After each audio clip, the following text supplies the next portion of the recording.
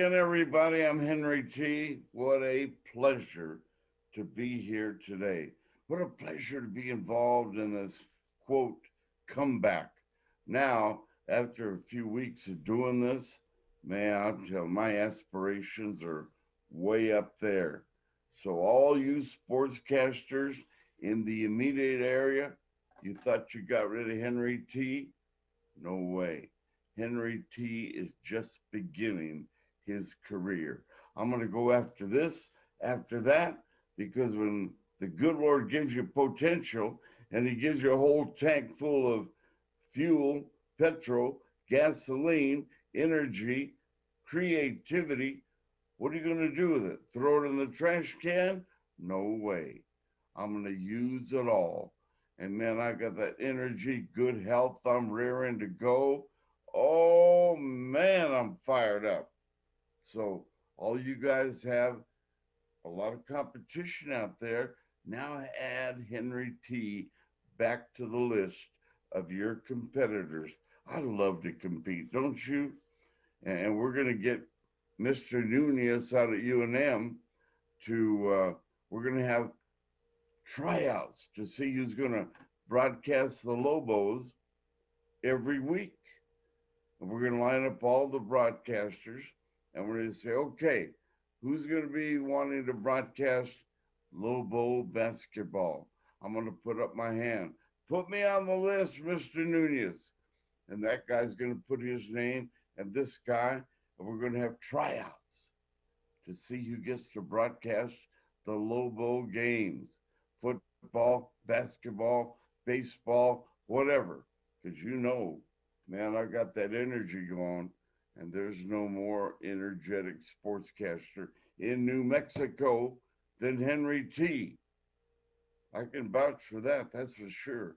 So I'm going to bring all that energy to the tryouts, and we're all going to compete to see who's going to be the voice of the Lobos this week. How about that? You like that idea? So once again, just add me to the list of competitors because, man, I am ready to go again. And today, ladies and gentlemen, you talk about energy.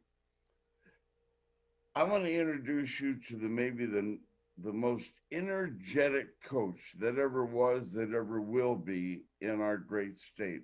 And you know, there's been some great energetic leaders around. Today, I want you to meet Dane Gutierrez. You probably know him already because he's coached everywhere. He's got over 800 career coaching victories. 800. Wow. And he's a young man. And he's got a mileage left that, man, gasoline in the tank. Man, he's got a bunch left. He's a good guy, good family man, cares a lot about kids. Man, he cries for them. He goes out of his way to make sure they're better, raising money so the kids can have jackets and uniforms and bags. He's got a story to tell. I don't want to tell all the story, but I am blessed to have Dane Gutierrez on with us today. He's a legend in Cuba. He's a legend in Melrose. He's a legend in Roswell and Hobbs, all over the state. And today he brings that legendary story, and his legacy is going to be beautiful. He's with us today. We're going to bring him in right now. Dane Gutierrez, man, he looks 95. No, he doesn't. Henry, the other way around. The other way around. He might be 95, but he looks like he's 35. And he's really not 95. I'm just telling you, this guy runs. He stays in shape. He's a track star from just not too long ago. Took those athletic attributes into coaching and teaching arena. Ladies and gentlemen, here's Dane Gutierrez. Big Dane, Coach Gutierrez, are you there? Yes, sir, I am, Henry. I'm there glad you are. All right. Hey, you look great, Coach. I'm just teasing about the 95. I'm just telling people, you do not look your age, brother. What do you do to stay so young? Well, I exercise regularly. I have stationary bikes. I've been running for many, many years. Uh, I blew out my knee a couple of years ago and retired, but up to that point, I was running 6 miles a day and staying in really good shape, exercising, sit ups, push ups, the whole bit, and trying to stay young so I can keep up with my kids and my wife and everyone else, all the basketball boys. God bless you. You look great. You've had a lifetime of thrills, a career of thrills, coaching kids all over the state. Some of the stories that you can share with us, I'm sure today, are going to put tears in our eyes, but you're all about helping and giving and teaching kids and taking an average athlete and making him to a state champion, taking an unmotivated child with no leadership and making him an honor student. You give and give and give, and the youngsters bloom into great athletes and champions before your eyes. Why did you say one day, I want to teach, I want to coach? What brought you to that decision? Well, my dad was and my mom were big inspirations. They wanted their children to do the very best that they could. And I come from a long line of teachers on my father's side.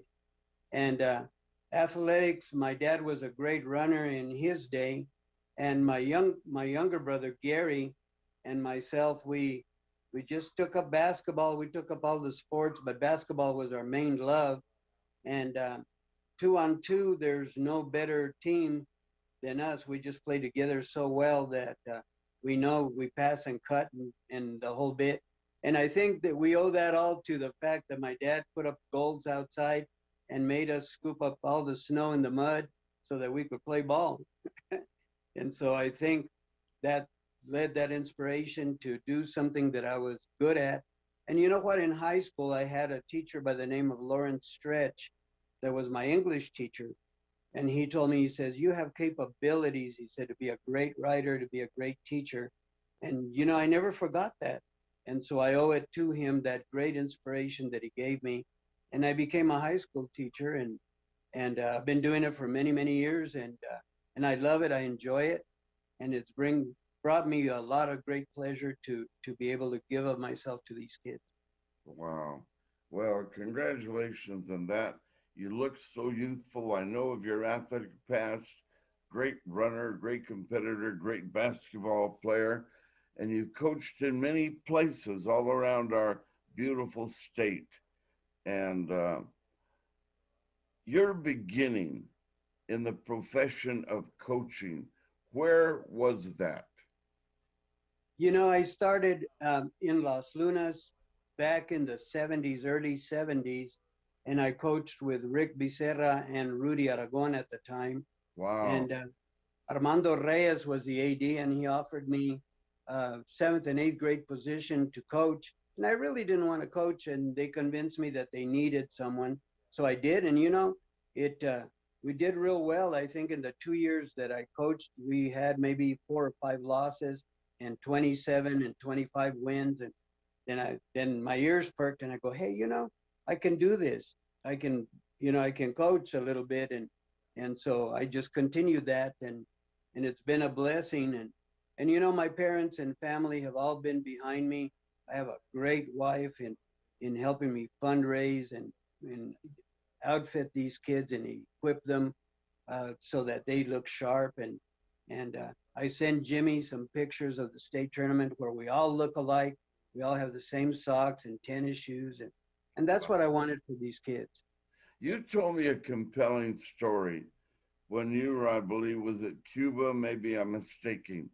Oh no, it was Hemis Valley High School. And when you got the kids, okay, let's have practice tomorrow at this time, and they all came in with grocery bags with their stuff. He said, no, no, no. We can't have this. Let's raise some money so we can have backpacks or handbags with the name of the school, their number, and their name of the athlete, and you went out and raised money. That story told me all about you. That story hit my heart. That you care so much about them, and you showed them how to do it. And the community came together and said, "Wow, let's do this." They described that day and the moment they got their bags with their name on it. You know that I've never seen kids with such a big smile and such pride that someone had shown them that love and that inspiration. And my wife helped me do all kinds of different fundraisers, and all we had to raise quite a bit of money. And we started looking really sharp, and then the wins came with it. And, it's that I figure that, I learned a long time ago that if you look good, you play good. And that's what I did for these kids. It was just really an awesome an awesome feeling to be able to do that for these girls. I was coaching girls at the time, and it was great. It was really a super feeling to see those girls smile and pat each other on the back, and still to this day, the uniforms are there, the basketballs. We started off with only 5 basketballs, and we finished with the 25 for the varsity, and then another 25 for the JV, and so on. And we tried to build the program, and everybody had bags, and everybody had uniforms, not just varsity. When you see a team on the first day and they come in and they're trying to dribble and you have maybe a chair drill or whatever, and you take a look at what you're given for that year as a roster, tryouts, and you look at your team and you say, okay, that's my team. Day one, with the team that you put on the floor, you already have the cuts and you see them and they're just beginning. Now it's time to mold them into the state champion, which you have done so many times before. How do you do that? What's your formula? Well, I break things up into drills, and I tell my assistant coaches if we see if we watch a game and we can see the drills in the game, then that drill is an effective drill. If we don't see the drill, then we evaluate it and maybe toss it out. But day one, it's a lot of skull sessions and letting them know that they have to believe in themselves and me. I throw a little bit of what I've done in the past, and kids are eager. They're hungry to want to learn from someone that has had some success, and then we get at it. And I really concentrate on the drills, and my assistant coaches learn from me as well. And we correct things. We want things done, uh, systematically, and we want them done to perfection. We don't want something that's grabbed and just thrown away. And then for all these years, we've had so many games over 100 points, boys and girls, and it all comes from them wanting to please me and wanting to do the drills correctly. And we do a lot of shooting, a lot of defense, because I think that defense wins championships, and we go with that. And it's a pleasure to watch these kids from the sideline play ball and go, wow, that's my team. And I love going to different communities, Henry, and building programs. I like to rebuild programs. I take these programs that have not succeeded and make them succeed, and that gives me such great pleasure to do that. Wow. 800 plus career coaching victories. That's amazing. I can't even count that high. That's incredible. Yes, it spells success, but you've seen it grow from making the team to being community leaders, great citizens. They may not have had the great character and strength personally that they had before they met you. And you see that development in high school, after graduation, and then they become family members and great leaders. How many legislators, doctors, lawyers you've coached over the years, but they started with you and you loved them, you cared for them, it was tough love, you gave them that discipline. You've watched them grow as people, not just athletes. Tell me that story. Well, you know, I have in my past, I have a gentleman that broke the school record in scoring in Cuba, and he is now the mayor of the village of Cuba. And Wow. I've had communication with a lot of my basketball players through Facebook and Messenger, and their nurses, and their painters. They're just so many different things. They're artists. They're family people. They're great leaders. They've come to me and said, you know what, Coach, everything you taught us in the classroom has really carried on. We have A's and B's in our classes, and thank you for that. It was easy. We did a lot of writing in class, and so we appreciate that now. And so many of the players say, I didn't realize what you were trying to teach us until now that we're adults, and now we see life's lessons. And that's one thing that I try to do, Henry, is to teach life lessons that they'll carry with them.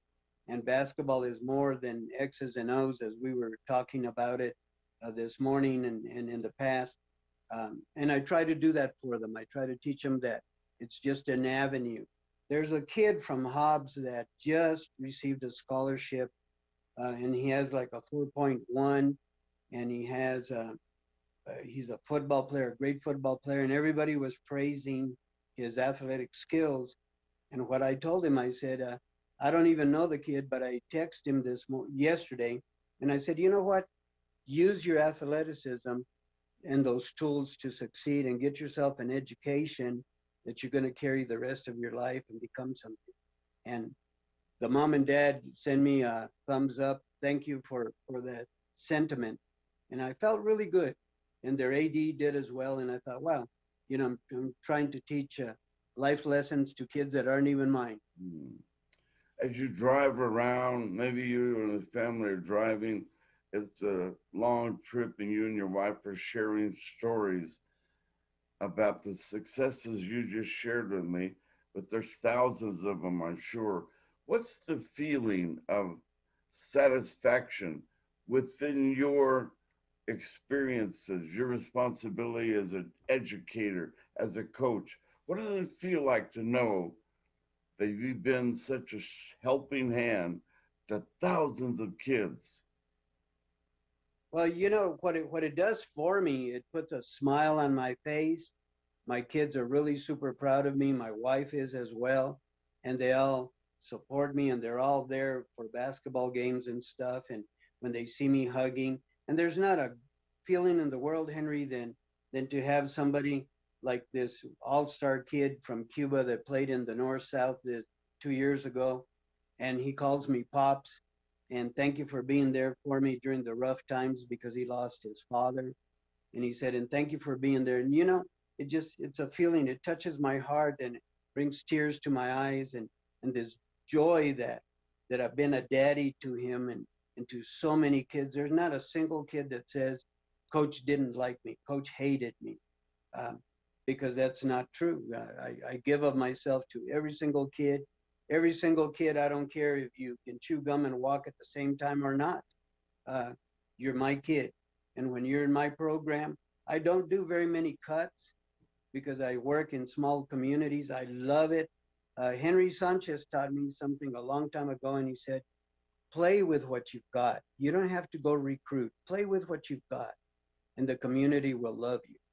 And that's Wow. what I do. That's what I The do. great Henry Sanchez. Yes, sir. He's been a strong influence in my life, in my career. I never met anybody more inspirational than Henry O. Sanchez of Bernalillo High School, uh, in charge of that great Spartan program. Spartan Alley, he made famous. They love him in that community. He's known through all over the state. And I was so honored that you bring up Henry Sanchez's name on this show today. How did he touch your life? Well, you know what? When I first started coaching, and I was coaching seventh and eighth grade, and we came to Spartan Alley, and I saw for the first time in my life Henry Sanchez and all his coaching staff dressed alike. They had Spartan towels. The kids all looked sharp. They played so hard. And then afterwards, we got beat pretty soundly uh, all the way through. Spartan Alley was tough to go in there and get a win.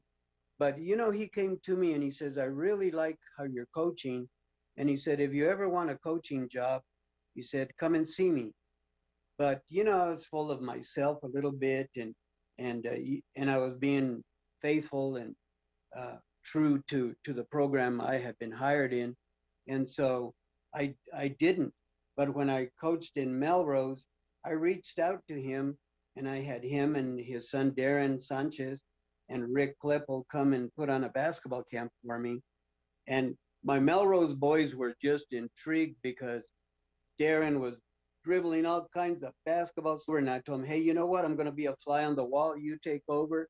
And he put in the famous Spartan press and half court trap and man and fast break.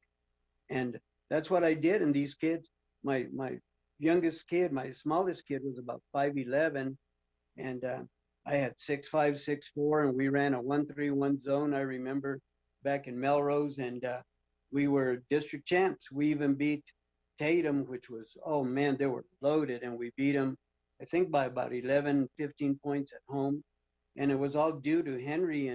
And I'd reach out to him over the phone and tell him, what do you think of this? What do you think of that? And he would give me that inspiration. Um, he told me, he says, "Come and see some Spartan basketball." And that's where I opened up my eyes and gasped when I saw Michael Romero play. Oh my Lord, that kid could play.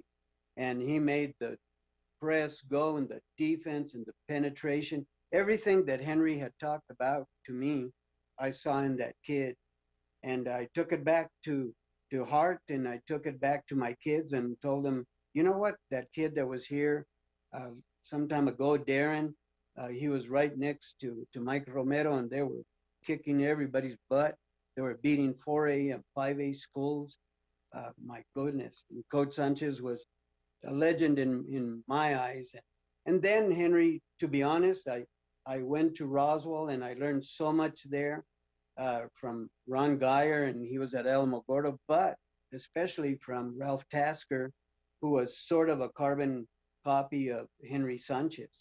And I think that Coach Tasker, even though he might not say this, he learned a lot from Coach Sanchez too, because they were so similar. And oh my goodness, I learned so much from both of them, and I owe that desire to win and that organization and that style to both those gentlemen. And like I said, Wow. 13 times I've scored over 100. I've had many, many opportunities to have my team score over that, but it's called a little bit of class. You don't want to just kill somebody just for the sake of killing them point wise when you can just get a win and walk away. Wow. The influence. So you received some great coaching tips from two or three great human beings who cared just like you about the inside of a young man or a young woman, not just their basketball ability, but them as people. And you could see into their future. They could not, they had to trust you. How do you build trust within a young person that you're teaching or coaching?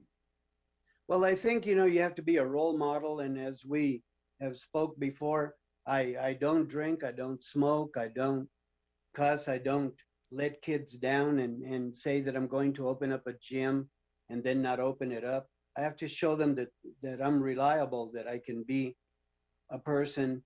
Uh, and as I mentioned before, I don't let my religion that my mom and dad inspired me to have and to trust in the Lord, and to work hard and to learn and not to think that I know it all. I have 7 coaches of the year in New Mexico. I don't have any nationally, but eventually, if my knee heals right, I'm hoping one day to be that way too, and have Amen. one more. Wow. But to answer your question, it's just I have to show them that I'm reliable and that they can trust me. And you know, they see in you a forever worker.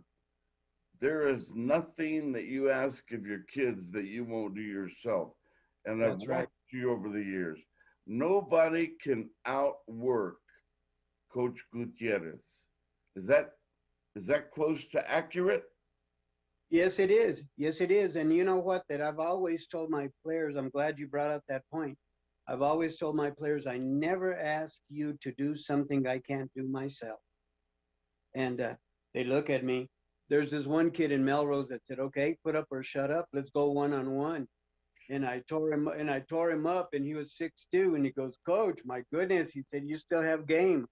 And I said, yeah, I may be a little old. I said, but, I still have a little bit of fire in me. And so with that said, it that has helped a whole lot. Put up or shut up. You know, our kids today are faced with a lot of temptation, a lot of distractions, if you will. And Right. some of them are alcohol and drugs or attitude or gangs or whatever. But they find a leader like you, and you take them out of that realm and you put them on the straight and narrow, and they stay there. There's another ingredient that some of those kids might be missing, and that's love. You love your students, you love your athletes. Does that help? Yes, it does. And they come to me, and a lot of them are stripped of love for different reasons. Sometimes their parents are not present. Sometimes their parents can't afford even electricity or propane, and I've Mhm. had that. I've had kids that don't have a jacket in the dead of winter, and so I just put myself in their shoes, and I say, you know what, I've got to do that. I had a girl one time that did not have wasn't coming to school, and so I asked her, well, how come you're not coming to school? And she said, my mom and dad are both in jail, and I don't have electricity, I don't have food, and I don't have propane. So I let Gerald Snyder was our principal at the time in Jemez Valley, and as he was an ex-coach and a great guy, and so he had a faculty meeting and said, "Hey, we've got to donate some money to the cause," and we did. Everybody did from the staff, and we got her electricity and propane and food, and she came to school. And so Wow. that's what it's about. Is just opening up your eyes and seeing that there's less people that and that comes from my mom and my dad. That there's always going to be people that are going to be better than you, and there's going to be people that are just like you, and there's going to be people that are lesser than you that need your help. And so reach out and touch somebody's hand. How long ago was that story regarding that young girl? That was probably about 14 years ago. What is she doing today? I would bet she's a great success because she followed your leadership and tough love and education and coaching, whatever you provided her and gave her. I bet she's doing well today. She is, and she's married and has kids of her own, and gets after them like I used to get after her. And one of the beautiful things is that she she's a supervisor at a Walmart, and then also she has brought in her own husband in to work there, and younger siblings, sisters, to work there, and has cared for them and gives them advice and makes them toe the line, and that's what she has done. I have another girl that didn't have a jacket, and I was on bus duty there at Jemez Valley, and I asked her, well, where's your jacket? And she goes, I don't have one. And so my kids and I went to Walmart, believe it or not, that same night, and we bought her a coat, and it had the little ruffles on it, and fur and stuff, and gave it to her. And she put it on, and I told her, you look like Miss America. And she got a big old smile. You know what? And that was about 16, 17 years ago. And she's still Miss America. and that's what she calls herself, and she still wears that jacket. Wow. Yeah, and so See, she. I can see a confidence change in that young lady from having nothing, including no confidence. And today she's a mom and a wife, and she's a leader, and she's got a great position. Confidence. How often do you see that change in young people? Well, it's all about the confidence that they develop in themselves, and uh, and that's how we win.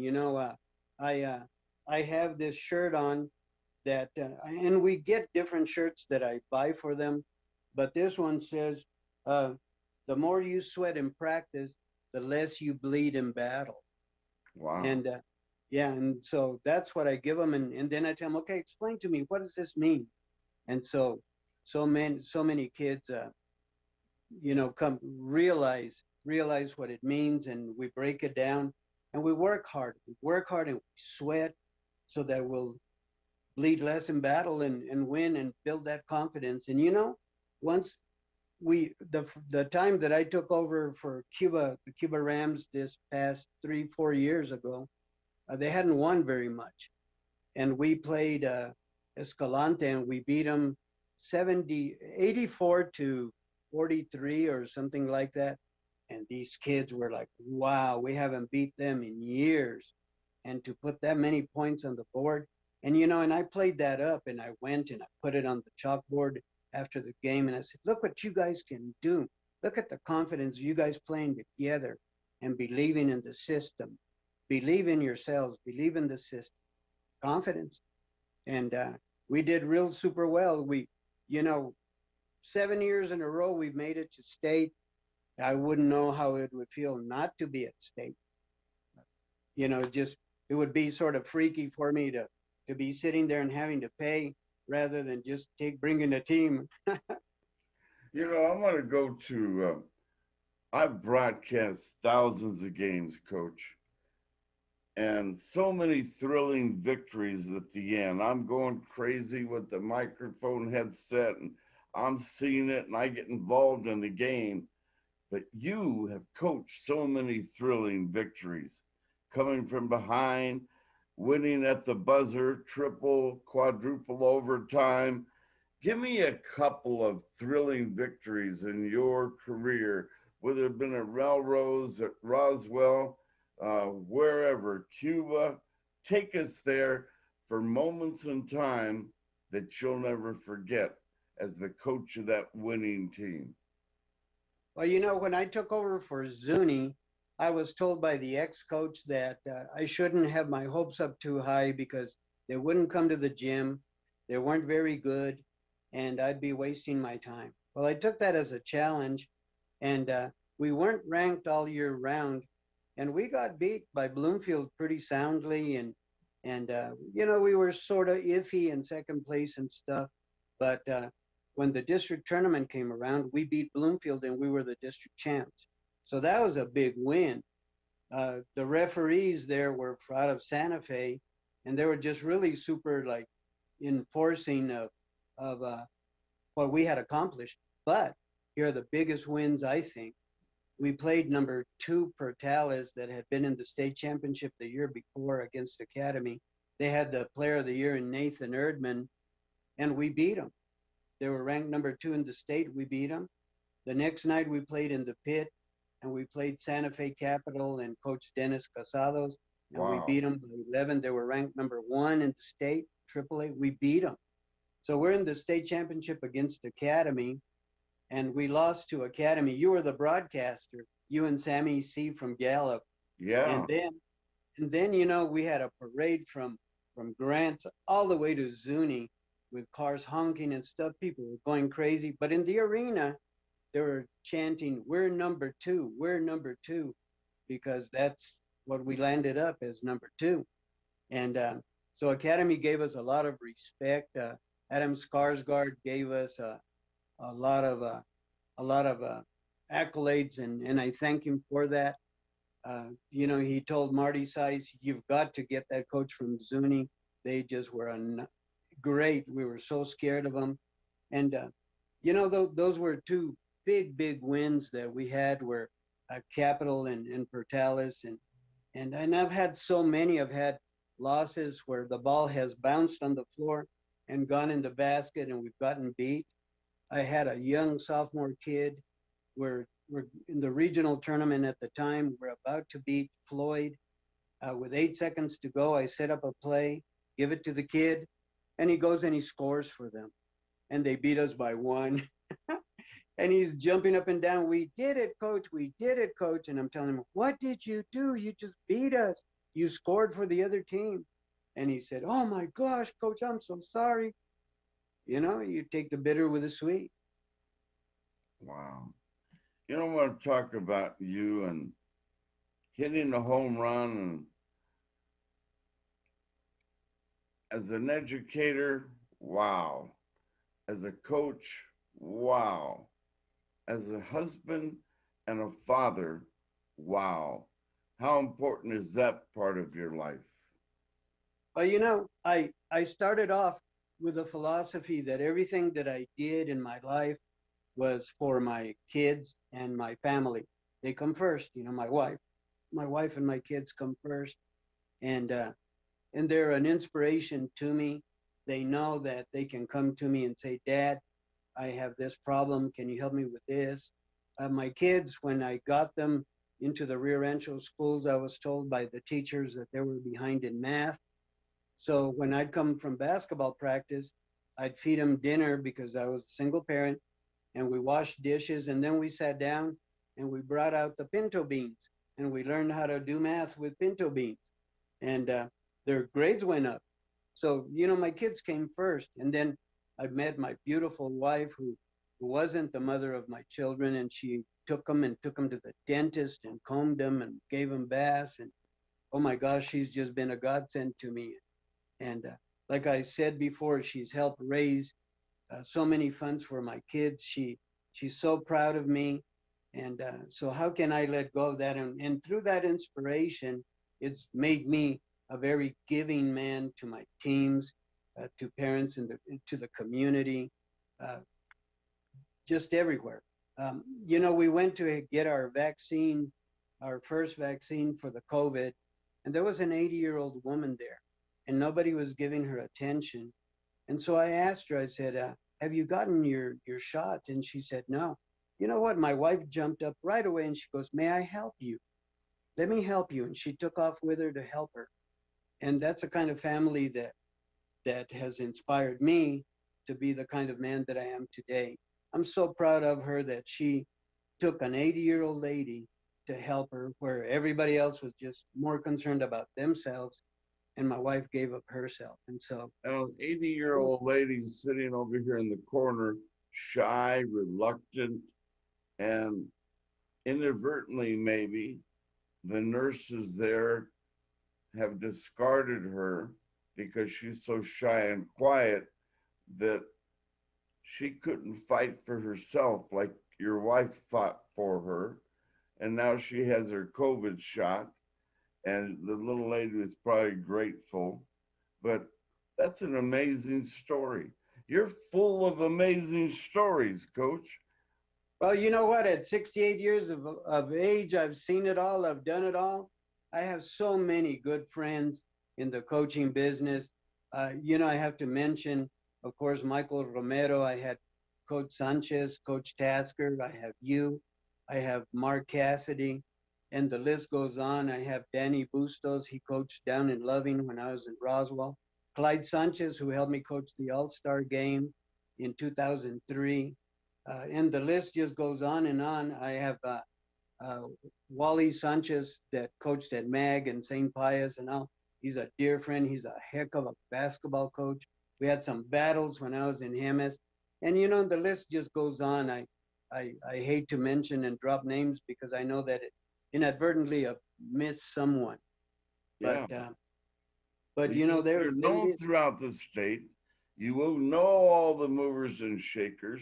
All those people you mentioned compliment you as one of the great leaders and great coaches in New Mexico and as a mover and shaker. Wow. You got some great company there, Coach. All those names you just dropped. If it's not too private, I don't even know the first thing about where your wife Brenda is right now. But does she want to come on camera and say hello to everybody? You know what? I don't know if she is or not. She's pretty busy making those tortillas you were telling funny. And so she Well, said, no, she said, I don't want to steal the show. This show's about you. And you know, she helped set everything up and so that we were able to communicate this way and yeah, Zoom and use the phone and stuff. she's And so, quite a technician. She yes, helped us get you on the air today. yes, she did. You know, she's just, I, I, I cry to her for so many different things. When I tripped over a curb and did something to my C2 on my neck and my nerves and stuff. And when they did the surgery and put pins in there, uh, I woke up and it was supposed to be a 2 hour surgery and it wound up being like 6 or 7. And they said that my wife had been crying and she was in the chapel praying. And my first thoughts were, where's my wife? Bring her here. I want her to know I'm okay. And she came and she said, can you hear me? And she said, bat your eyes if you can hear me. And I did. And you know, that brought me back to my mom because when my mom was dying of cancer, she had lymphoma. I told my mom how much I loved her. And I said, do you know I love you? And she just looked at me and I said, if you know I love you and you love me, blink your eyes. And she did. I said, do you want me to pray for you? Blink your eyes. And she said, yes. So I got all my siblings and nephews and nieces, my dad. We all prayed for my mom and send her to heaven. And Wow. so that, you know, one thing leads to another. And so I become emotional, Henry, because my mom was my world. Hey, I'm right with you. I'm right with you. Congratulations to your parents, your mom, who inspired you with all that love when you were growing up. And look at you today. What did your mom think of you and your accomplishments as a teacher, as a coach, and victories? And she's in the stands watching you do your work. How proud was your mom of you? You know, she wouldn't wear buttons because it would bust. She was so proud of me, and she would take my kids, and she would sort of babysit them and take them to the concession stand and take care of them, so my wife would be able to do her thing, and I could coach without having to worry about where my kids were. Um, she she was everything. She'd pray that I'd win, and she would say, "You know what, mijito? I prayed very, very hard last night so that you'd win." And I'm glad that you did. And you know, she was behind the scenes. She wasn't one of these people raising their hand. Oh, that's my son. She she was humble. She was such a pious lady, and my dad was too. You know, my dad made it to a few basketball games, and he would say, you know, it kills me to see you play, and to coach. I don't know what to do. He said, I'm just so proud of you and what you accomplished. And then I had uncles too that were the same way, that you know, they were copycats of of my mom and my dad. And so you know, they were such an inspiring uh, parents, you know, that I owe them my confidence, my love for them, and I miss them every day. Both of them are gone. They're both in the National Cemetery in Santa Fe, and my wife and I go down there and place flowers and pray over them and ask them for their guidance and help. And I think that's helped me, uh, you know, with the trophies and the accolades and how to treat people. You know, one last thing, Henry. Playing basketball in the 60s as a little punk, there weren't very many cameras, so pictures of me are very rare. I brought in a basketball team, and I can't remember, I think it was from Melrose, and I brought him in to eat at a steakhouse there by the airport here in Albuquerque. Well, Mike Donovan, who was one of my, I guess, mentors back then in the day, uh, he'd get his little Toyota and put in 12 or 13 of us, and we come and play in AAU summer ball, you know, recreational basketball. And we'd come all the way from Cuba down, and he would use his own gas and money and everything else. That was him. But anyway, he was the manager and owner of that steakhouse, and all through the steakhouse, he had pictures of me everywhere. And when we walked in, I look and I see, and then he comes out and he says, "This is your coach. This is when he played. This is what he could do." And kids are like, "Wow, coach, you played basketball? Ah, look at his shorts, you know." And yeah, I had those shorts and stuff like that, and I was shooting free throws and the whole bit. And Mike Donovan uh, did great service for the community of Cuba. And Great for, man. I knew Mike. yeah, Yeah, I really respected him. yeah. That room you're in right now, I see all the pictures and trophies and all the memorabilia of your career. Wow, that's a beautiful room you have there. Well, thank you. Do you do a lot of creative work in that room? You know what I did? I sat and mulled over things, and a lot of times you learn more by losing than you do by winning. And and I've seen my share of victories, and I've seen my share of losses, and I can say, you know, I've learned from both of those. Coach Sanchez, Henry Sanchez, when he was in Melrose, he taught me the 10-man fast break drill. And I've used that to date to even when I was in Roswell, I came out on a national magazine, basketball drill enhances fast break, and it was my favorite drill, and they published it. And then it went on to say that I had won multiple district titles and my fast break, and they had pictures of my kids running my fast break, and and there it is. There it is. I framed it because it came out of Wow. a national magazine, and Coach Henry Sanchez taught me this drill, and it's sacred. It's sacred to me that he would Amen. teach me, and I use it. That's what we do, you know, and that's how you get everyone involved. You don't get five kids waiting on the sideline while the other 5 or 10 go. You get everybody involved, and everybody's fast breaking. And I develop a bench ready for the state tournament. And you know, and I tell the kids, hey, we're going to the state tournament, and that's where you have to carry your weight. And the 10-man drill and all these drills that we have where it involves all of you guys, uh, you have to give me your best, because when we go to the state tournament, somebody gets hurt or somebody gets in foul trouble, I have to be able to count on you. Um, and you know what? When we were playing Portales, I took out my first bunch because they seemed to be a little winded in elevation. I put my second bunch in, and I remember they were hitting free throws, they were playing defense. Man, they were all out. Those kids of mine were just playing some ball. And then I was able to put the first bunch in. I told them, you know what? I need leaders. I don't need heroes. And we started hitting threes and feeding the ball inside and making the press work and running special plays. And we beat Portales.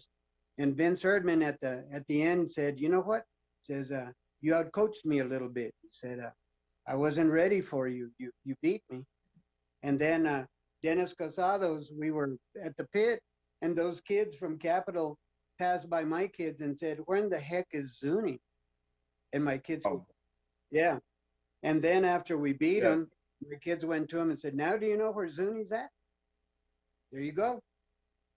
incredible. What does it mean when you think, gee, me, Coach Gutierrez, I have 800 career coaching victories.